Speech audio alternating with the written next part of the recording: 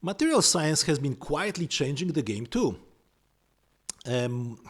Heat exchangers now use the microchannel designs that increase surface area and improve heat transfer with less refrigerant charge. Coatings and surface treatments reduce fouling and corrosion, especially in coastal and polluted urban environments. Magnetic refrigeration, a less familiar but promising approach, uses magnetocaloric materials that heat and cool when exposed to changing magnetic fields, potentially offering higher efficiency without traditional refrigerants.